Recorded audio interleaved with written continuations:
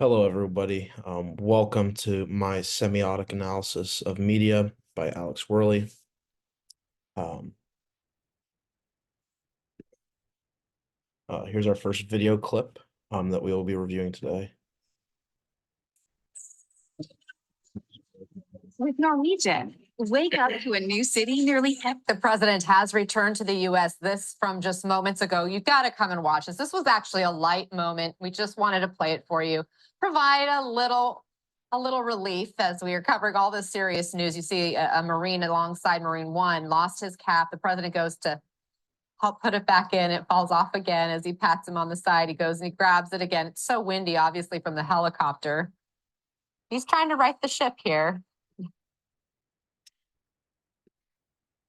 Okay, so quick disclaimer. I understand that Donald Trump is quite a topic right now, especially right now.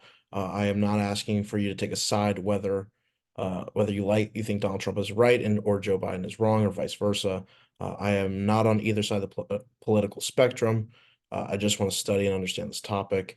All I ask is that you listen to this presentation with an open mind, and while I point out the facts of these videos, I have provided for our past two presidents. Thank you for your understanding, and now we may continue.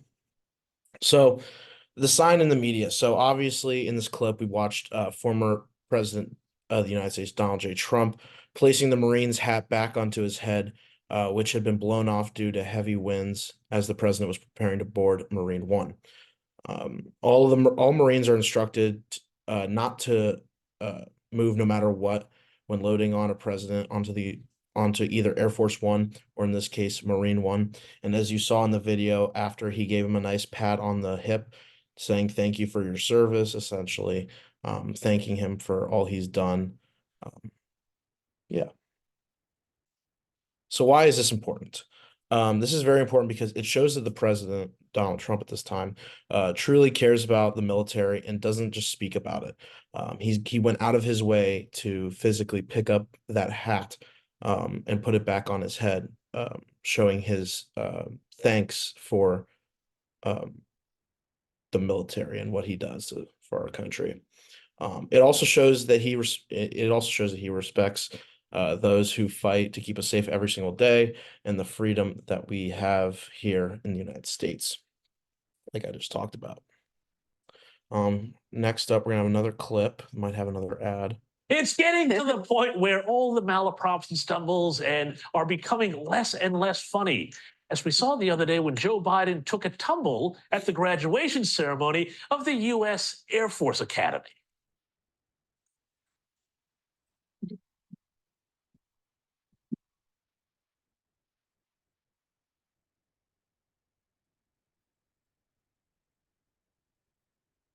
And then the next day, he whomped his head on the door of his Marine One helicopter.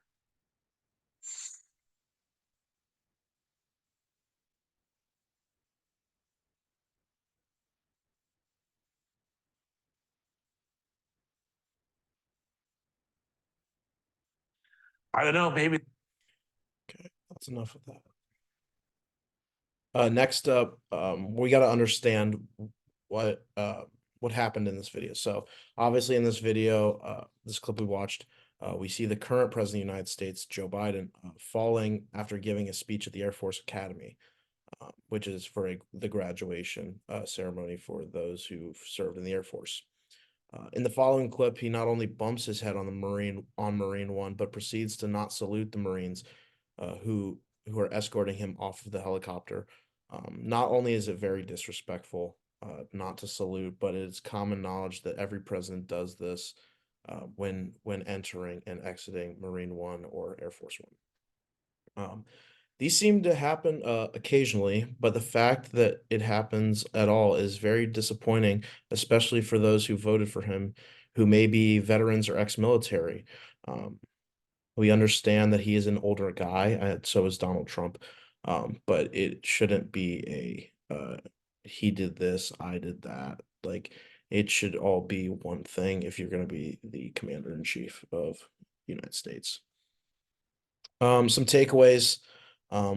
that we should do as citizens and Americans is thank active service members or veterans, wherever that is at, if that's in the grocery store or if that is um, any place you see somebody wearing a World War hat or just anything.